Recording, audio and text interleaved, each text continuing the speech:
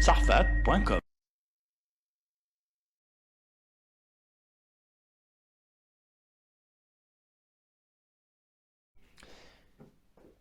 Nous allons commencer à étudier le traité Moed Katan qui va nous expliquer quelles sont les choses qui sont permises et quelles sont les choses qui sont interdites durant Chol HaMoed, c'est-à-dire durant les demi-fêtes. À propos, par exemple, de Shabbat, la Torah nous dit « Lo ta'aseh kol melacha » tu ne feras aucun travail. Et donc on connaît tout à fait quels sont les travaux qui sont interdits le Shabbat. À propos du Yom Tov, la Torah nous dit « Kol melechet avoda lo ta'asu » tout travail servile vous ne ferez pas. En dehors, évidemment, à Hacher Yachel Lechol Nefesh ou Levado Ya'aseh Lachem, en dehors des travaux qui concernent la nourriture des gens.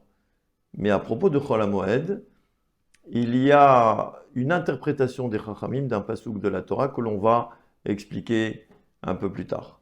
Nous allons commencer par la Mishnah, donc nous sommes Maseret Moed Katan, Dafbet Amud Aleph, page 2a. On commence par la Mishnah. Mashkim bet ashlachim bamoed. On irrigue. Alors, un principe, c'est que chaque fois qu'une loi utilise le présent, eh ben, ça signifie que la chose elle est tout à fait permise. Donc, on peut irriguer bet ashlachim, le champ assoiffé, bamoed, durant Chol HaMoed, ou vashvit, et durant l'année de la Shemitah.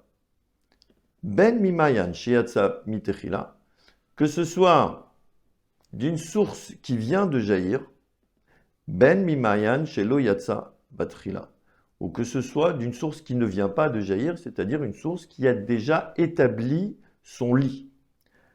Aval, mais en mashkin, il est interdit d'irriguer l'eau mimé ageshamim, ni des eaux de pluie, c'est-à-dire ni des citernes qui récoltent l'eau de pluie, velo mimé hakilon, ni des eaux stagnantes. Alors, les eaux stagnantes, cela signifie en vérité des eaux de pluie, mais qui sont à un bas niveau dans la citerne, et pour les extraire, il va falloir utiliser un énorme levier, au bout duquel il va y avoir un seau, et donc il va falloir se fatiguer beaucoup pour pouvoir extraire cette eau-là. Ve'en osim ugiot lakfanim. Il est aussi interdit de faire des rigoles circulaires autour des vignes. Rabbi Elazar ben Azaria, Omer. Rabbi Elazar ben Azaria nous dit En osim eta'ama batrila bamoed. On n'a pas le droit, durant Chol HaMoed, de creuser un nouveau canal, ou vashvit, et aussi pendant l'année de la Shemitah, pendant l'année shabbatique. Vahachamim omrim, les Chachamim s'opposent à l'avis de Rabbi Elazar ben Azaria, et ils nous disent aussi metama batrila bashvit. On a tout à fait le droit de creuser un canal nouveau, un nouveau canal pendant l'année de la Shemitah. Taknim et hamekulkalot bamoed. Par contre, durant Chol HaMoed, on a le droit de réparer les canaux qui sont abîmés par l'accumulation de déchets ou l'accumulation de cailloux, par exemple. On a tout à fait le droit aussi de réparer les citernes qui se trouvent dans le domaine public. Ces citernes, il y a des fois du sable, des cailloux qui s'accumulent dedans. Qu'est-ce qu'on peut faire? On peut les creuser partiellement. On a tout à fait le droit de réparer les routes. Et les rues. Ve'et mikvot hamaim, et les bains rituels, ve'osim kol tzorke arabim, et on fait tous les travaux qui sont nécessaires à la communauté, au public. Au metzainim et agvarot, on a tout à fait le droit de marquer les tombes, on verra dans la Gemara ce que ça veut dire, ve'yotzim af ala kilaim, et on a aussi le droit de sortir pour les kilaim, ce sera expliqué dans la Gemara. Donc après avoir expliqué le pshat de la Mishnah, nous allons étudier le commentaire de Rashi. Mashkin bet ashlachim bamoed. On a le droit d'irriguer le champ assoiffé pendant le Moed. Rashi nous dit Sadeh sheyomedet bahar. C'est un champ qui se trouve dans la montagne. Vetzarech leashkotat tamid. et il faut l'irriguer tout le temps. Mashki nota filo bechulo shel moed. On a tout à fait le droit de l'irriguer pendant le chol moed. Les filles chez yehelo efsed gadol imeno mashkeota. Parce que le propriétaire risque une grande perte s'il ne l'irrigue pas. Mais d'abord chez l'efsed, hitiro chachamim litroarbo. Et s'il y a une perte, eh ben, les chachamim, ils ont permis de se fatiguer. Bechulo shel moed durant le chol moed. Kemo sheanu motzim bemasechet chagiga. Comme on le trouve dans Masechet Chagiga, Daf Yutret Amud Aleph, page 18a, Dirtiv comme il est marqué, Dvarim Tetzain Chet, Dvarim chapitre 16 verset 8, Sheshet Yamim Tochal Matzot. Pendant 6 jours, tu mangeras des matzot. Uvayom Hashevi Atzeret Lashem Elokecha. Et le 7e jour, c'est un jour de repos pour l'Éternel ton Dieu, un jour d'arrêt. Mashvi Atzor Be'asiat Melacha, Af Shisha Atzurim Be'asiat Melacha. Donc on va dire que de la même façon que le 7e jour, on doit s'arrêter de faire un travail. Durant les 6 jours aussi, on va s'arrêter de faire un travail. Va-t-on dire que de la même façon que pendant le 7e jour, tu dois t'arrêter de tout travail? Alors, est-ce que les 6 jours qui l'ont précédé, il faut s'arrêter de tout travail? Talmud Loma, la Torah est venue nous dire, ah, Chevi, le 7e jour, ça veut dire c'est le 7e jour dans lequel tu vas t'arrêter de tout travail. Mais par contre, les 6 autres jours ne sont pas, il n'y a pas un arrêt de travail complet. Alors comment on fait pour déterminer quels sont les travaux qui sont permis et quels sont les travaux qui sont interdits pendant les jours de Chol HaMoed? Eh bien, la Torah, elle a transmis la tâche au Chachamim, l'Omar Lecha, afin qu'ils te disent Eze melacha asura bechulo shel moed, quel est le travail qui est permis pendant, quel est le travail qui est interdit pendant Chol HaMoed, ve ezo muteret, et quelle est celle qui est permis, quel est le travail qui est permis. Umlacha sheyesh ba efsed, et ici il y a un travail qui, s'il n'est pas fait, ben, il risque d'y avoir une perte. Imeno ose otar, s'il ne le fait pas, donc s'il va perdre, il risque de perdre de l'argent s'il ne fait pas ce travail. Kegon, comme par exemple les hashkot betashlachim, comme par exemple irriguer un champ qui est assoiffé. Hitiru chachamim, les chachamim, ils ont permis. Ensuite, le mot bashevit.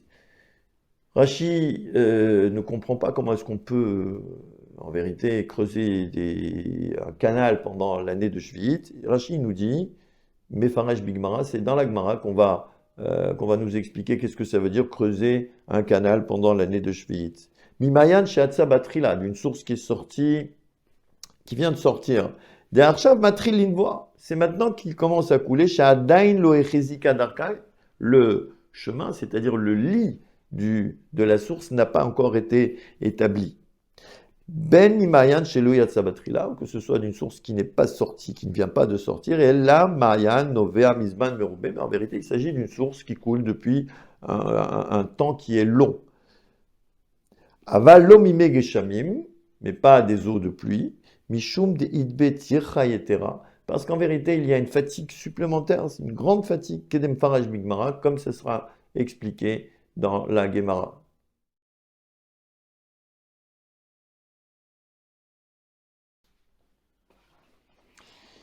Donc, nous allons aborder maintenant la Gemara. Nous sommes d'Afbet Amud Aleph, page 2a, et la Gemara pose une question. Hashtaye shlomar mimayan sheatzabatrila de atilian poule mashkin. Mimayan shelo atzabatrila de lo atilin poule mivaya. Ce qui veut dire. Maintenant, on peut dire qu'à partir d'une source qui vient de jaillir et dont les berges peuvent s'effondrer, il est permis d'irriguer un champ assoiffé. Et si les berges s'effondrent, cela nuirait beaucoup au champ, car si l'on débute une irrigation, l'arrêt de celle-ci peut être néfaste et beaucoup plus dangereuse que le fait de ne pas l'avoir irriguée. Et ce serait considéré comme avoir fait un effort inutile pendant Chol HaMoed. Maintenant, si la Mishnah nous a enseigné qu'il est permis d'irriguer un Beit HaShlachim, ai-je besoin d'enseigner qu'à partir d'une source qui ne vient pas de jaillir, et dont les berges ne risquent pas de s'effondrer, il est aussi permis de l'irriguer? Explication. En principe, lorsqu'il s'agit d'une permission, la Mishnah l'enseigne dans le cas le plus difficile à imaginer que cela soit permis. Et pour le cas le plus facile, on peut le déduire avec un raisonnement a fortiori. Et donc, pourquoi la Mishnah nous a cité le cas de l'irrigation, de la permission d'irriguer avec une source qui vient de jaillir et aussi avec une source qui ne vient pas de jaillir, une source ancienne? La réponse, Amre Isterir. Itan Amarian Shatsabatrila Vamina Hachahu de Betashlachim in Betabala Mishumdat Elian Poulet. Les sages nous disent comme ça. Il est nécessaire d'enseigner aussi le cas de la source qui ne vient pas de jaillir, car s'il n'avait été enseigné que le cas de la source qui vient de jaillir, j'aurais dit, c'est précisément dans ce cas qu'il est autorisé d'irriguer un champ assoiffé, mais pas celui qui se suffit de l'eau de pluie dénommée c'est des bétabales. Pourquoi? Car les berges risquent de s'effondrer et que ce champ qui n'a réellement pas besoin d'une irrigation supplémentaire, si ce n'est pour activer la production. Aval Mayan shelo yatsa batrila. De lo atile an poulet. Ema afilu betabal nami. Par contre, j'aurais dit, si la Mishnah ne m'avait pas spécifié qu'il était permis d'irriguer un champ assoiffé aussi avec une source qui vient de jaillir, on aurait dit à propos du Sédé Betabal, on aurait dit que, comme c'est une source qui ne vient pas de jaillir, qui est ancienne, on peut aussi irriguer Sédé Betabal. Et donc on a besoin de ces deux cas que la Mishnah nous dit, et donc ça vient nous apprendre que, Kamesh Malan, Lo Shana Mayan Sheatsa Batrila, il n'y a pas de différence entre une source qui vient de sortir, Velo Shana Mayan chez Lo Yatsa Batrila, ou bien une source qui ne vient pas de jaillir, Bet Ashlachin in, Bet Abal là, le Bet Ashlachin, le champ assoiffé, oui, le Bet Abal, c'est-à-dire le champ qui se suffit de l'eau de pluie, non, on ne pourra pas l'irriguer. La Mishnah, la Gemara, va maintenant essayer de comprendre l'origine de ces termes Bet Ashlachim et Bet Abal. Et qu'est-ce qui nous laisse sous-entendre que l'expression de Bet Ashlachim signifie un champ assoiffé? Dirtiv, la réponse est comme il est marqué. Ve'ata ayef ve'yagea ou metargeminan ve'at meshal'e ve'lae. Donc il est écrit dans le Chumash Dvarim, chapitre 25, verset 28, « Et tu étais épuisé », et ici c'est dans le sens épuisé par la soif, et fatigué. Et le Targum, qui est la traduction araméenne de la Torah, traduit par Meshalhe, qui se rapproche du mot Bet Ashlachim. Et Rashi nous explique que le He et le Chet peuvent s'intervertir. Ça c'était pour Bet Ashlachim. Et qu'est-ce qui nous laisse entendre? Que l'expression Betabal signifie quelque chose d'établi, dans le sens où quelque chose d'établi jouit de tous les bienfaits. En l'occurrence, ces champs sont irrigués par la pluie, et ceci leur est amplement suffisant. La réponse directive, comme il est écrit, Ki yival bahor betula ou metargemin anare kema de mitotav rolam im betulta tiatevun begavair banair. Il est écrit dans Ishaïa, de même qu'un jeune homme s'établit et cohabite avec une vierge, tes fils s'établiront en ton sein. Là, on va passer dans une section dans laquelle Agmara va essayer de connaître, de trouver quel est le Tana qui a dit les lois de notre Mishnah. Man Tana de Psida in Arvahala. Va filu bimkom Psida tichanami le tachinan. Quel est le Tana qui enseigne que lorsqu'il y a risque de perte, oui, il est autorisé d'irriguer durant Chol HaMoed, mais que même en cas de perte, il est cependant interdit de se fatiguer outre mesure. Rashi nous explique que Arvacha, là, c'est-à-dire un gain supplémentaire, non, qui s'applique à propos d'un champ de Bet Abal, et donc qu'il est interdit d'irriguer pendant Chol HaMoed, puisqu'il n'y a pas de perte, car l'irrigation ne servirait qu'à un gain supplémentaire celui de faire pousser plus vite les récoltes. Donc là, on est devant une question, quel est le Tana qui va adopter ces principes-là, c'est-à-dire que s'il y a une perte, oui, il est possible de faire quelque chose à Chol HaMoed, mais qu'il ne faut quand même pas se fatiguer. Amar Ravuna Rabbi Eliezer ben Yaakov hi, ditnan Rabbi Eliezer ben Yaakov Omer, moshrim et hamayim meilan leilan, ou bilvad shelo yeshket asadekula. Ravuna dit, il s'agit de Rabbi Eliezer ben Yaakov, comme l'enseigne une Mishnah. Rabbi Eliezer ben Yaakov dit, il est permis d'acheminer de l'eau d'un arbre à l'autre. S'il y a de l'eau autour d'un arbre dans un verger, il est tout à fait permis de creuser des rigoles pour amener l'eau à un autre arbre. Mais à la seule condition qu'il n'irrigue pas le champ tout entier. Et Rachid nous dit que le champ tout entier, il s'agit ici d'un Sédé Betabal. Et donc, a priori, le Tana qui correspondrait à notre Mishnah de Moed Katan, eh ben, serait Rabbi Eliezer ben Yaakov. Mais la Gemara va repousser cette proposition. Imor de shamat le Rabbi Eliezer arva hadela ticha bemakom psida mishamat le. Tu comprends des paroles de Rabbi Eliezer que le gain supplémentaire est interdit. Ok. Mais le fait qu'il interdise la fatigue même s'il y a perte, une fatigue supplémentaire, une fatigue plus grande, ne ressort pas de ces paroles. Donc, on va être obligé de dire que notre Mishnah ne correspond pas aux enseignements de Rabbi Eliezer ben Yaakov, qui permet l'irrigation d'un champ assoiffé à partir d'une source qui vient de surgir dans notre Mishnah, mais qui interdit, cette Mishnah, de l'irriguer à partir d'une citerne d'eau de pluie, car cela représente un effort important. Et donc, le Tana de notre Mishnah n'est pas Rabbi Eliezer ben Yaakov. Et la Rav Papa, Hamani, Rabbi Yehuda hi. Mais nous dit Rav Papa, cette Mishnah est de Rabbi Yehuda, c'est notre Mishnah. Détania. Ma'yan ayotse batri la mashkin mimenu afilu sede betabal divrei Rabbi Meir. Ainsi que l'enseigne une braïta. D'une source qui vient de jaillir, il est autorisé d'irriguer même un champ de betabal, selon les paroles de Rabbi Meir. Rabbi Yehuda Omer, en mashkim ela sede betashlachim shecharva. Rabbi Yehuda dit que l'on ne peut irriguer, à partir d'une source qui vient de jaillir, que un champ de Bet Hashlachim, assoiffé, qui s'est desséché. Rabbi Elazar ben Azaria, Omer, lokach velokach. Rabbi Elazar ben Azaria nous dit c'est ni ainsi, ni ainsi. On verra par la suite qu'est-ce que cela veut dire. Yeter alken amar Rabbi Yehuda. Plus que ça, Rabbi Yehuda il continue. Lo yefane adam amat hamayim veyashke le ginato ul khurbato bechulo shel moed. En plus de cela, Rabbi Yehuda nous dit il est interdit à quelqu'un de faire dévier son cours d'eau, un cours d'eau qu'il a pour irriguer son potager ou son champ desséché durant Chol HaMoed. Et la Gemara va s'intéresser un petit peu pour le moment au mot harva, desséché. Maï harva.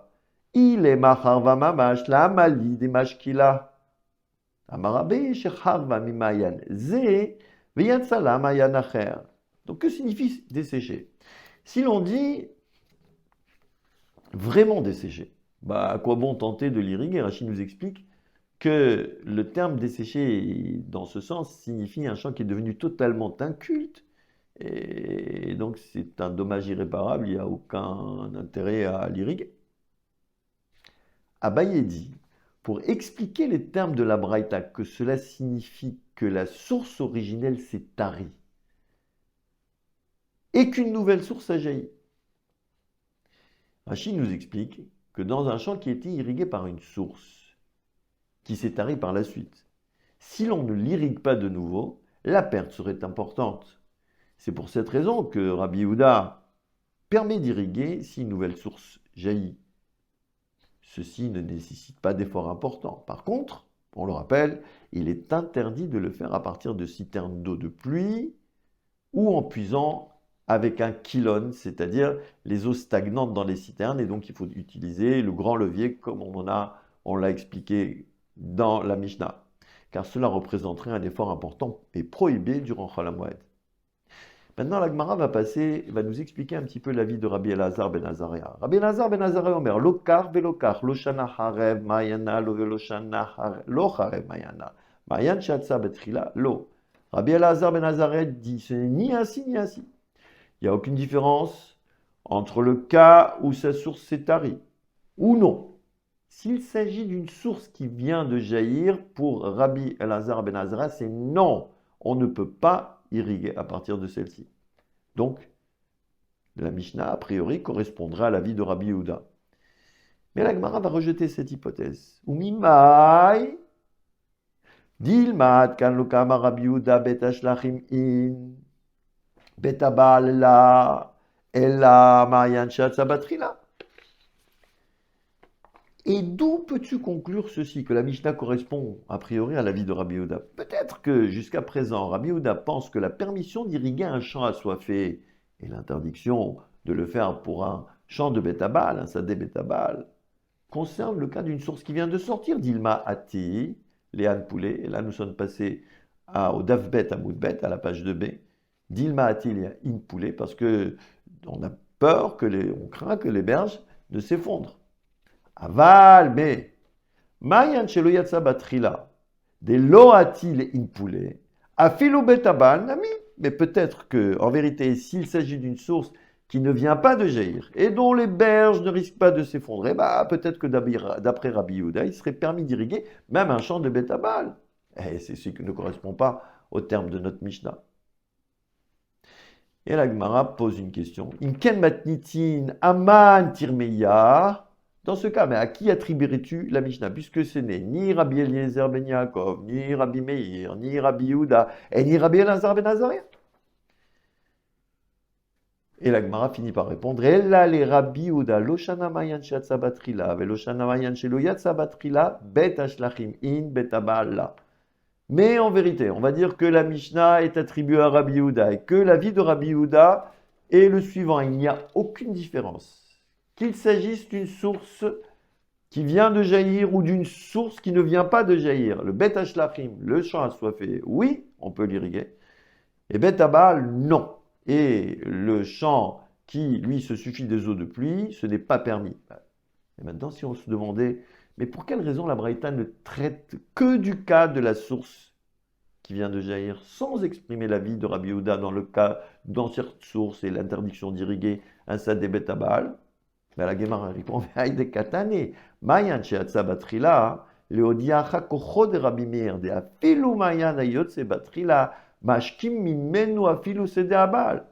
La raison pour laquelle il a été enseigné dans la Braïta seulement le cas d'une source qui vient de jaillir, c'est pour nous démontrer la force de Rabbi Meir, qui est capable d'énoncer une loi aussi souple, qui permet d'irriguer même un champ de bétabal à partir de ce type de source. Nous allons faire une introduction concernant les travaux interdits le Shabbat. Il y a les interdits de la Torah. Premièrement, les avot, les travaux dits majeurs. Parmi ceux-ci, il y a les 39 travaux cités dans le traité Shabbat, chapitre 7, Mishnah 2, comme par exemple semer, labourer.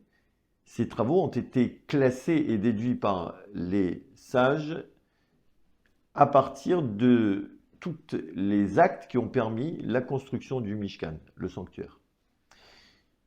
Deuxièmement, il y a des travaux qui sont similaires mais que l'on ne retrouve pas dans la construction du Mishkan, comme par exemple le fait de planter un arbre, qui est un travail majeur, car il aboutit à la croissance d'un végétal au même titre que semer.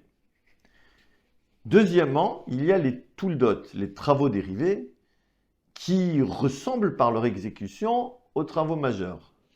Comme par exemple, le fait de hacher menu un végétal pour qu'il soit apte à la consommation. Ceci est un dérivé du travail de moudre, puisque de même que moudre revient à réduire par exemple un grain de blé en éléments très petits, hacher aussi revient à réduire un végétal en éléments très petits. Et enfin, il y a les interdits rabbiniques. Pour infliger une sanction de flagellation, malcoute, ou de mort à une personne responsable qui transgresse un interdit, il faut auparavant quelques conditions. il faut qu'il y ait deux témoins des faits. Et il faut la prévenir en précisant l'interdit qu'il est en train de transgresser ou qu'il risque de transgresser. Que ce soit en citant le travail majeur dont dérive l'interdit, ou que ce soit en citant le travail lui-même, le travail effectué lui-même. Si l'interdit pour lequel on l'a prévenu n'est pas le bon, la personne n'est pas passible. Par exemple, si quelqu'un est sur le point de planter un clou dans un mur, qui rentre dans la catégorie de construire, et qu'on lui dit « tu transgresses l'interdit de labourer », la personne n'est pas passible. Et maintenant, nous allons reprendre donc la Gemara, qui nous dit « Itmar » Amenakesh ve'amashke maim lazraim beshabbat mishum maim matrinanbe. Donc il a été dit par les Amoraïm, celui qui arrache des mauvaises herbes et celui qui arrose les plantes durant Shabbat, quel terme utilise-t-on pour le prévenir? Rachid nous explique qu'il est évident que l'on ne peut pas le mettre en garde, qu'il est en train de transgresser l'interdiction de moissonner, car il n'a absolument pas besoin des mauvaises herbes. Et un interdit Shabbat rend la personne passible s'il a besoin du résultat du travail qu'il est en train de faire. Et donc, on a une question, quelle est la mise en garde que l'on va faire à quelqu'un qui est en train d'arracher les mauvaises herbes ou bien quelqu'un qui est en train d'arroser les racines des plantes? Rabba Amar Mishum Choresh, Rav Yosef Amar Mishum Zorea. Rabba nous dit qu'on le prévient qu'il transgresse l'interdiction de labourer. Rav Yosef dit qu'on le prévient qu'il transgresse l'interdiction de semer. Donc il y a une discussion entre Rabba et Rav Yosef. Ils ne sont pas d'accord sur la mise en garde.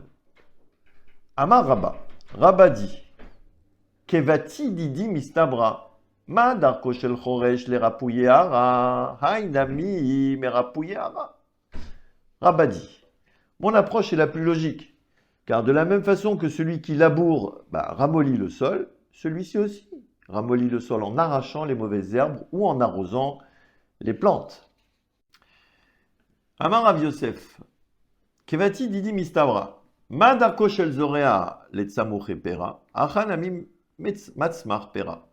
Rav Yosef nous dit, il est plus logique de dire comme je l'ai dit,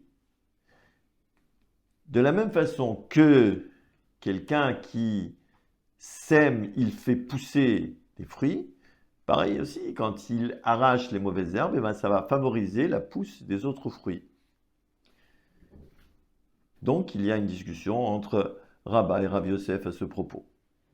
Amar le Abaye et les Rabba les Didar Kashia ou le Rav Yosef Kashia. Abaye, s'adressant à Rabba, lui dit, il y a une objection contre toi et il y a une objection contre Rav Yosef. Les Didar Kashia, Mishum Choresh In, Mishum Zorea là. Donc, contre toi, Rabba, il y a une objection, et la voici.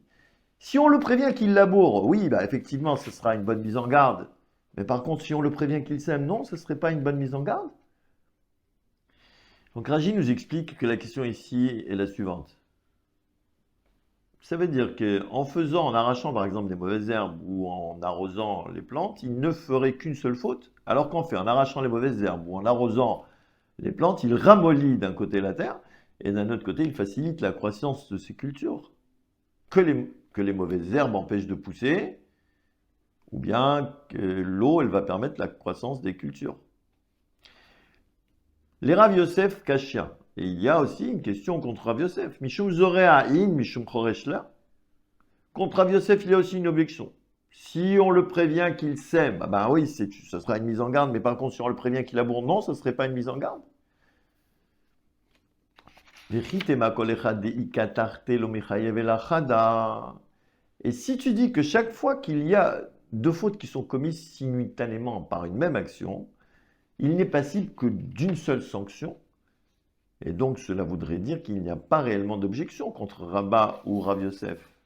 Rav Kana Zomer vetzarech laetzim chayav shtaim achat mishum notea ve'achat mishum kotzer kashya. Mais voici que Rav Kana nous dit, celui qui élague des arbres tout en ayant besoin des branches élaguées pour faire du feu par exemple, est passible de deux interdits. De l'interdit de planter puisque les branches restantes pousseront mieux, et de l'interdit de moissonner, puisqu'il va utiliser le produit de sa moisson. Cela est véritablement une objection à l'encontre de Rabba et de Rav Yosef. Et Tiver Rav Yosef les Rabba. Rav Yosef fait une objection à Rabba. Amnakesh ve'amchape lekilaim loke. Rabbi Akiva omer afam ekayem. Bishlam aledidi de amina mishum zorea hainu de asira zria bekilaim. El aledidar de amart mishum choresh harisha bekilaim mi asira. Donc Rav Yosef fait une objection à Rabba et voici l'objection. Celui qui arrache les mauvaises herbes qui poussent à proximité des kilaim. Les kilaim, la Torah interdit de semer ensemble des graines d'espèces différentes. Donc celui qui arrache les mauvaises herbes à proximité d'une espèce interdite qui est en train de pousser, ou qui recouvre des kilaim avec de la terre, est passible de flagellation. Rabbi Akiva dit, de même celui qui les maintient, c'est-à-dire qui permet qu'ils se maintiennent et qu'ils restent. Et Rav Yosef dit la chose suivante, cela va bien pour moi qui dit que celui qui arrache les mauvaises herbes durant Shabbat transgresse l'interdit de semer. Lorsqu'il fait ceci à proximité des kilaïm, il est passible, car semer des kilaïm est interdit. Mais pour toi qui affirme qu'arracher des mauvaises herbes tient de l'interdit de labourer, y a-t-il une interdiction de labourer les kilaïm? Et selon Rashi, on laboure le champ avant d'y semer quelque chose, et donc il laboure avant de semer des espèces interdites, et donc au moment où il laboure, il n'y a pas du tout de kilaïm, il n'y a pas d'interdit. Et donc il y a une question qui est posée contre Rabba. Amarle Mishum Mekayem. Rabba répond à Rav Yosef. Bien que celui qui arrache les mauvaises herbes durant Shabbat transgresse l'interdit de labourer, ici dans le Kilaïm, celui qui arrache les mauvaises herbes ne transgresse pas l'interdit de labourer, mais il transgresse l'interdit de maintenir l'existence des Kilaïm. Et le mot maintenir, il est dit en hébreu Mekayem. Et on va voir un petit peu pourquoi on dit ça. Et la Gemara, elle objecte contre Rabba, elle lui dit la chose suivante. Veham idekatan esefa Rabbi Akiva Omer afa Mekayem miklal de Tanakama lav mishum Mekayem hu. Objection contre Rabba. Mais puisque la deuxième partie de la Mishnah, dénommée Seifa, souligne que celui qui arrache les mauvaises herbes transgresse aussi l'interdit de maintenir. Cela revient à dire que le Tanakama, ça veut dire le Tana qui intervient en premier dans la Mishnah, ne pense pas qu'il s'agisse de la transgression de maintenir. Toi, tu as dit que arracher les mauvaises herbes, c'est maintenir. Et la Gemara répond Kula Rabbi Akiva hi Umay ta'am kamar. Maïtam amnakesh v'amchape bekilaim loke mishum mekayem chez Rabbi Akiva omer afa mekayem. La réponse de Rabba. Toute la Mishnah est l'œuvre de Rabbi Akiva. Et Rabbi Akiva vient nous donner la raison des interdits cités dans la première partie. La Mishnah s'explique ainsi. Pour quelle raison celui qui arrache les mauvaises herbes et celui qui recouvre les graines de kilaïm est passible de flagellation? Ça, c'est le début de la Mishnah. Eh bien, la réponse, c'est parce qu'avec ses actes, il maintient les kilaïm. Car Rabbi Akiva dit qu'il est passible aussi par ses actes de l'interdiction de maintenir. Maïtama de Rabbi Akiva. De Tanya, Satra lotizra kilaïm. En li ela zorea. Mais Kayem Minayin, Talmud Lomar Kilaim Satra Lo. Quelle est la raison de Rabbi Akiva qui dit que maintenir, c'est-à-dire laisser pousser des Kilaim sans rien faire, eh bien ça va être aussi quelque chose qui est passible. Il est enseigné dans une braïta qui cite le verset de Vaïkra, chapitre 19, verset 19. Ton champ, tu ne sèmeras pas de Kilaim. Et les Chachamim nous disent, je n'ai appris d'ici que la seule interdiction est de semer. D'où apprendrai-je l'interdiction de maintenir? La Torah nous enseigne qu'il haïm ton champ, non. Qu'est-ce que ça veut dire? Les sages, en vérité, commentent les versets de la Torah en occultant un mot, en l'occurrence ici le verbe semer. Ce qui reviendrait à dire toute forme de travaux favorisant la croissance des kilaïm est interdite. Il est donc interdit de maintenir. Tnan. Là, la Gemara va faire une objection pour clarifier un petit peu les avis de Rabba et de Rav Yosef. Mashkin bet ashlachim bemoed ou bishvit. Bishlama moed mishum tirahu ou vimkom psida sharu rabanan. Et là, bashvit, ben le manda amar mishum zorea, ou ben le manda amar mishum choresh, zriya vacharisha bishvit, mishare. Une Mishnah nous enseigne la chose suivante. C'est notre Mishnah, la Mishnah de Dafbet Amud Aleph. Il est permis d'irriguer un champ assoiffé durant Chol HaMoed et durant la 7e année, l'année de la Shemitah. Sur ceci, une question se pose. Je comprends que durant Chol HaMoed, l'interdiction de faire certains travaux est justifiée par l'interdiction de se fatiguer. Mais que s'il y a un risque de perte, de grosse perte, comme dans le cas d'un champ assoiffé, les sages permettent d'irriguer. Mais durant la 7e année, l'année de la Shemitah, irriguer, pour que ce soit pour celui qui a assimilé l'arrosage des plantes à semer, ou que ce soit pour celui qui l'a assimilé à labourer, est-ce que des semailles ou des labours sont-ils permis pendant la 7e année? La réponse, Amar Abaye bishvi bizmanazé, ve Rabbi hi, de Tanya, Rabbi Omer, veze dvar hashmita, shamot, bishte shmitot hakatuv medaber, achat shmitat karka, ואחת שמיטת כספים. בזמן שאתה משמט קרקע, אתה משמט כספים. ובזמן שיהיה אתה משמט קרקע, יהיה אתה משמט כספים. Voici la réponse. Abaye dit, il s'agit en vérité de la Shemitah de la 7e année à l'époque actuelle, après l'exil des 10 tribus et la destruction du temple. Et c'est un enseignement de Rabbi Yehuda Anassi, ainsi que l'enseigne une Baraïta. Rabbi dit, en citant le verset de Dvarim chapitre 15, verset 2, « Voici la parole relative à la Shemitah, la rémission. Tout créancier devra faire remise, c'est-à-dire annuler sa dette. » L'explication, le verset parle de 2 rémissions. L'une concernant le repos de la terre, l'autre concernant la rémission de l'argent, c'est-à-dire le fait d'abandonner les dettes. Et le sens du verset est le suivant. Lorsque tu mets au repos la terre, tu annules les dettes d'argent. Et lorsque tu ne mets pas au repos la terre, tu n'annules pas les dettes d'argent, c'est-à-dire que la Shemitah, à l'heure actuelle, il n'y a pas d'annulation des dettes d'argent, l'annulation, elle n'est faite que midrabanan.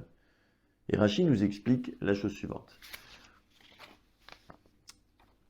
Que c'est Rabbi qui a affirmé que l'interdit des travaux de la terre et de la Shemitah est d'ordre rabbinique s'il y a perte, comme dans le cas d'un champ assoiffé, les sages permettent d'irriguer. Voici la parole de la Shemitah, Shamot fait rémission, c'est l'explication. Ce verset parle de l'annulation des dettes. Pourquoi le mot Shemitah apparaît-il 2 fois? Donc en vérité, c'est pour nous apprendre Shemitah, Shamot. Donc lorsqu'il y a rémission des dettes, il y a rémission de la terre. Et lorsqu'il n'y a pas d'obligation de rémission de la terre Minatora, il n'y a pas d'obligation de rémission des dettes. Ça, c'est l'avis de Abaye. Rabba Amar, Afilutem Arabanan. Avot asar rachamana. Et là, on passe à la page 3a. Tuldot lo asar rachamana. Rava a une autre opinion. Il dit, cet enseignement peut être aussi attribué aux sages qui s'opposent à Rabbi et qui pensent que la Shemitah, même à l'époque actuelle, est un interdit de la Torah. Mais en vérité, la Torah, ce qu'elle a interdit, c'est les travaux majeurs, comme labourer, comme semer. Mais par contre, les dérivés, qui sont comme arracher les mauvaises herbes ou bien arroser, eh ben ça serait permis.